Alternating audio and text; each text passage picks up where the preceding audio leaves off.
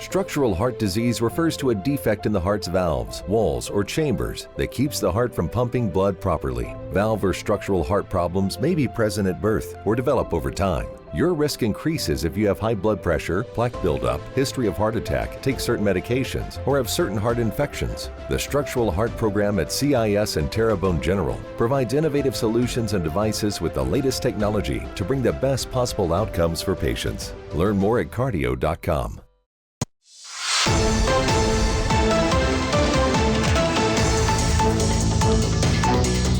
Hey everybody, welcome into Bayou Time. Harry McCullough here. Yeah, we have a council meeting coming up for Terrebonne Parish. It'll be a Wednesday at 6 p.m., of course, at the Robert J. Bergeron Government Tower building. Here to preview that meeting is the council chair, Carly Harding, District 2. Thanks so much for being here. And Kim Chauvin, District 8, who is the vice chair. Guys, thanks so much for being with us and always keeping us informed whenever we got a council meeting. I think it's, you know, as life goes on, right? Social media has gotten bigger, but a lot of times we don't know what's going on locally. So we appreciate you guys coming here and sharing what's going on. So let's talk a little bit about the agenda and take us through. What are you seeing? What's going to be on the agenda for Wednesday's meeting? One thing, the first thing is on the agenda. You know, of course, our agenda is going to be actually found through our webpage, Terrebonne Parish Consolidated Government.org. And you can go on and find the agenda. And this particular agenda here, even though it doesn't seem as if they have much link to it, the significant part about that is all the work that's been prepared to have this agenda and what effects it would have later on down the line. I think there's going to be a presentation about the Chaffalaya Master Plan Settlement Pipeline. So depending on that, that presentation, and oftentimes we have to take the presentations as they're presented to us, and depending on their presentation and what little research I've done on it, a little knowledge I have on it, then we can actually make a decision whether we are to support that or not support it, or just actually stay neutral in it. I think Ms. Chauvin, she has more information in reference to that she may want to expound upon. But then from my position that I'm in, I want to be able to see the presentation. Absolutely. And I guess to fill in, so the Chaffalaya Master Plan Sediment Pipeline Proposal is what we're looking at. This is a group that's usually more in Morgan City. If you pass over those bridges, a lot of times you see the dredging that's going on.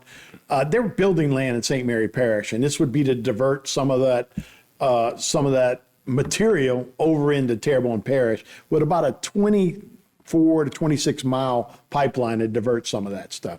Kim, this would really involve where your area is, and a lot of fishermen and a lot of oystermen and those kind of things. So I guess this is another presentation that you'd also going to pay very close attention to. Well, one of the things that I did was I reached out to CPRA, the head of it, and we had a pretty long conversation about it. And so when the Chaffalaya Basin Keepers Organization is coming to us, I have to look at that. We already have a plan, and in that we've already paid money for that feasibility study and to move forward. So I don't understand having two plans at the same time that parallel each other, and one, the Chaffalaya Basin part of it is like twice as long, costs much more, but there's no, to my understanding, there's no engineering analysis. There's the feasibility study isn't supported by it. And then you have the Morgan City Port that has not signed on to it. So, you know, in my world and looking at this and getting a grip on what this entails and looking at the backup, I'm more partial to working with the head of CPRA at this time, which has not always been the case. But I think that as we have spoken to Mr. Gordon Dove, that we have developed a relationship for him to understand the commercial fishing industry too. So there's a balance, and we have to look at trying to save industry while also dealing with coastal erosion and getting our islands back together. And some of the things that they have done in the past just hasn't worked. I mean, the sandstorms out there, it was like Sure. that was craziness on our part.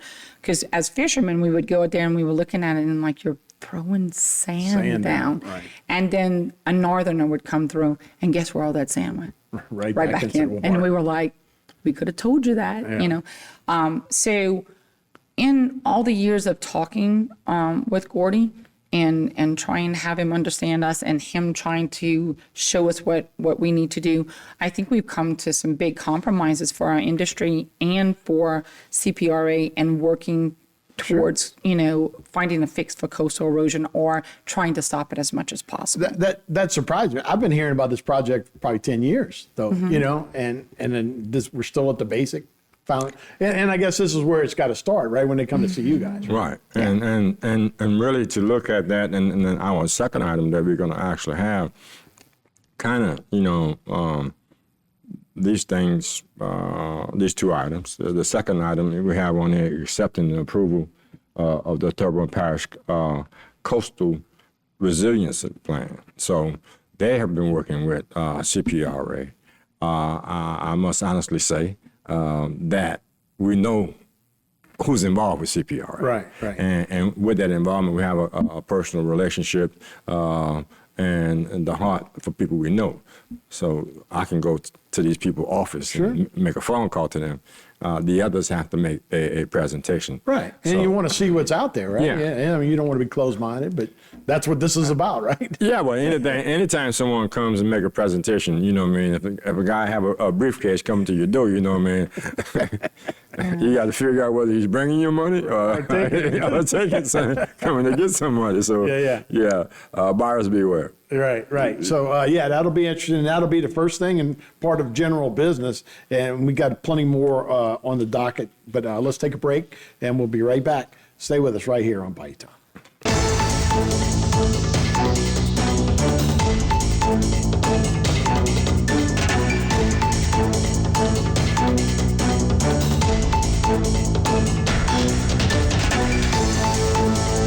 Today's social media segment is brought to you by Terrebonne General Health System. Your health is our legacy. Rouse's, you're either local or you're not. Buick, the craft of modern luxury. St. Martin and Bork, know your rights.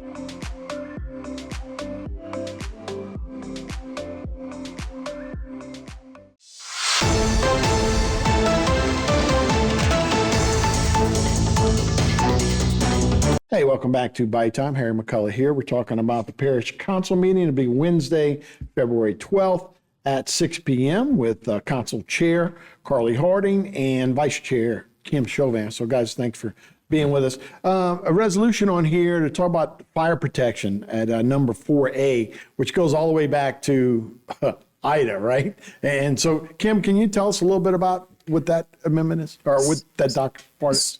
So that is, I think it has more to do with, as the fire department was destroyed, jumping through the hoops of FEMA and any state regulations. Because at the beginning, you're working your way through these processes, and what happens is that they start adding things, requirements and such with it, and so with that.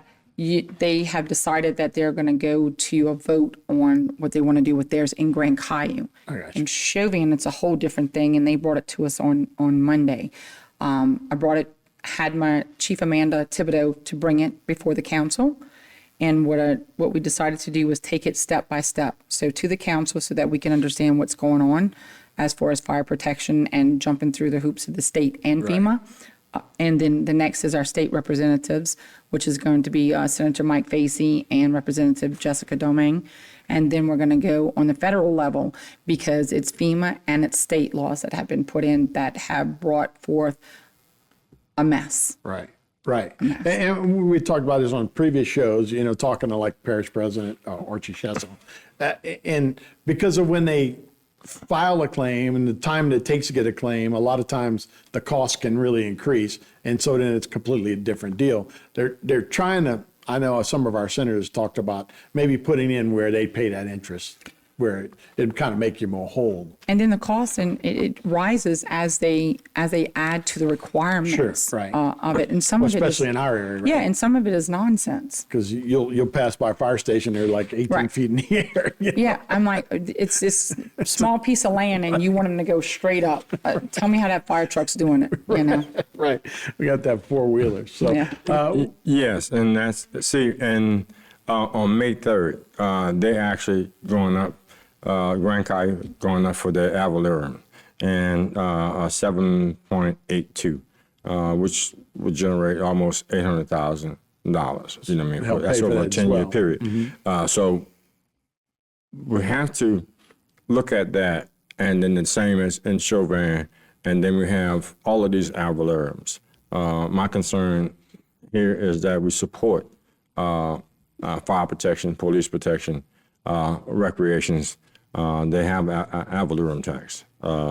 That's going to be another subject that comes up that deals with avalorum taxes.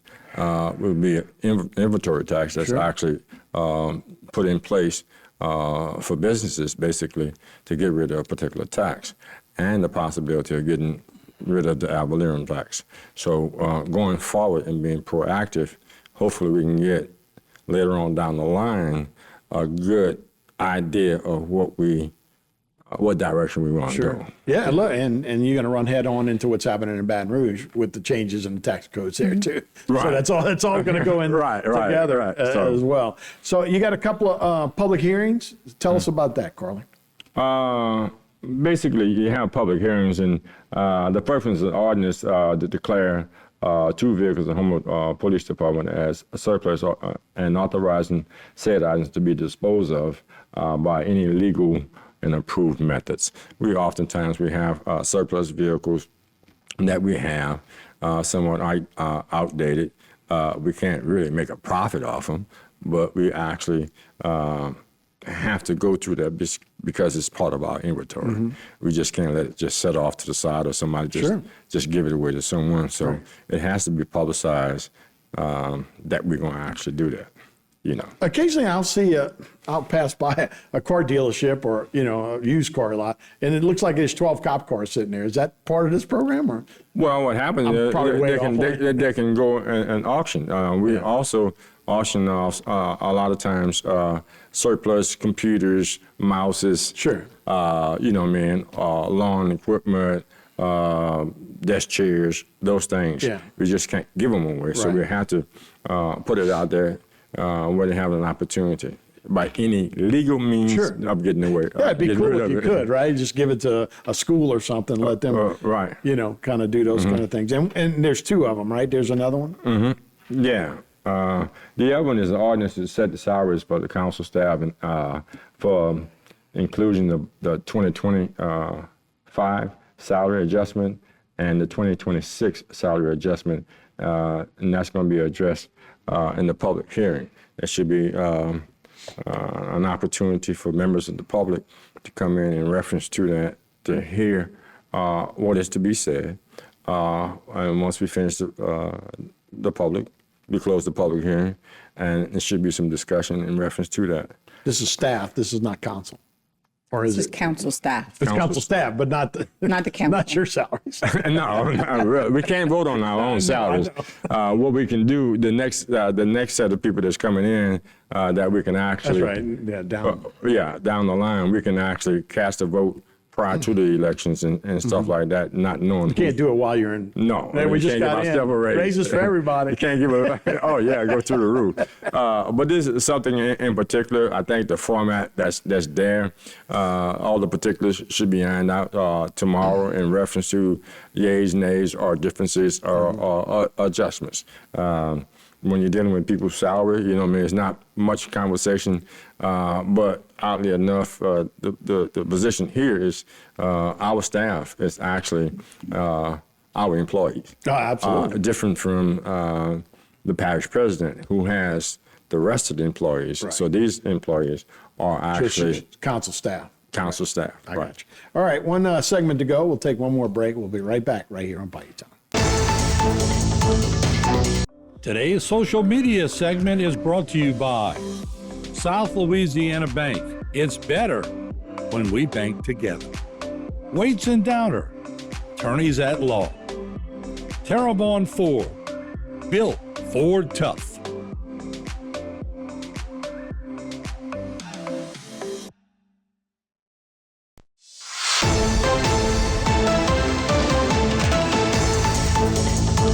Hey, welcome back to Bayou Time. Harry McCullough here, spending our last segment with Carly Harding, District 2, Kim Chauvin, District 8, of course, the council chair and vice chair. So we're talking about tomorrow's meeting.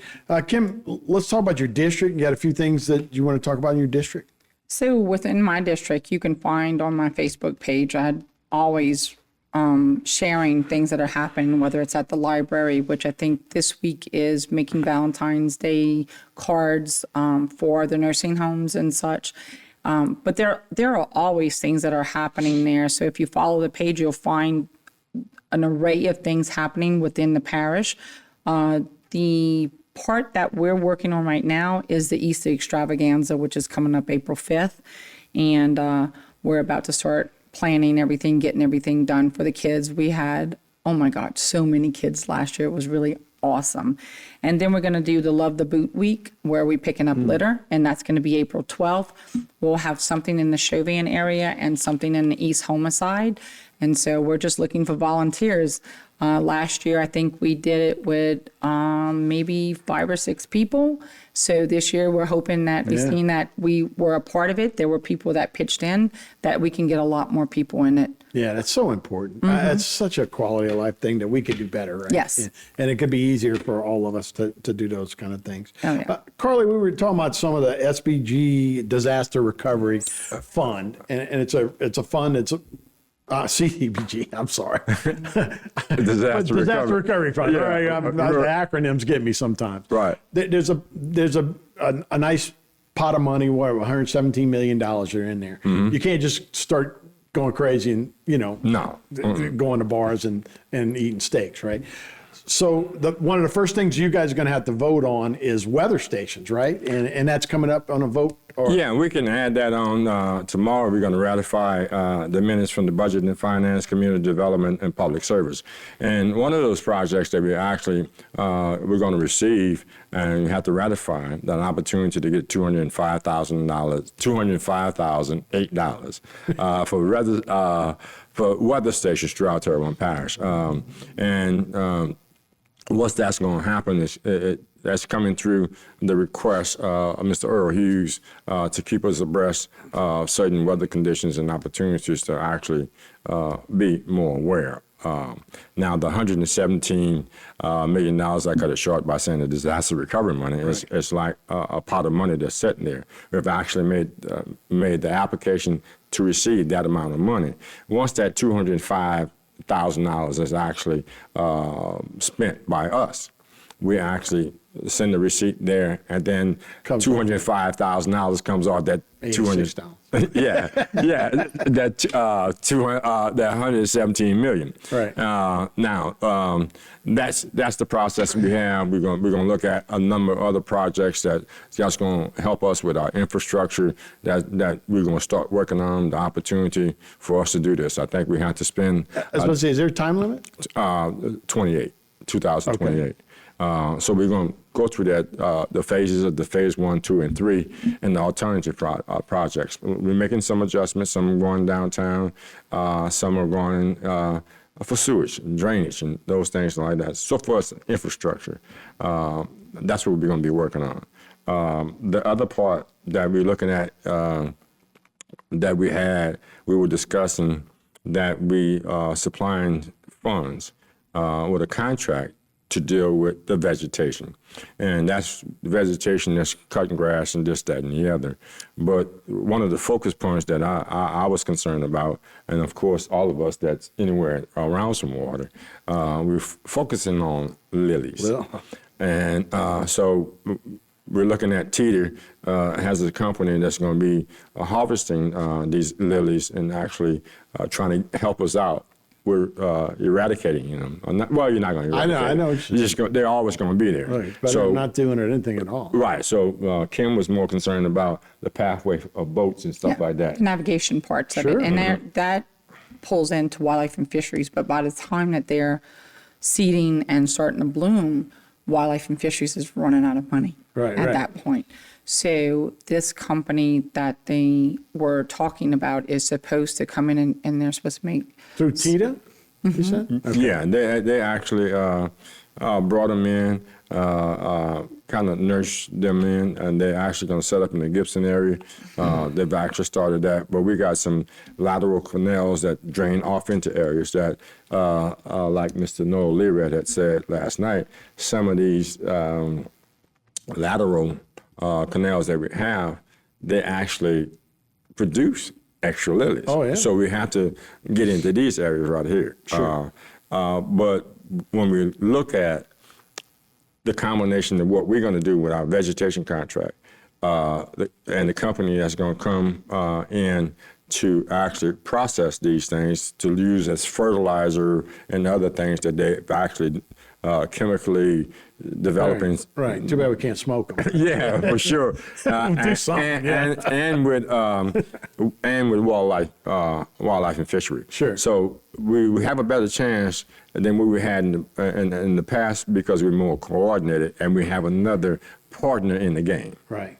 Now, New Orleans still has like $1 billion they didn't spend from probably Katrina because they just hadn't got to the projects. Are we in any danger of not spending this money, this $117 million? I don't think.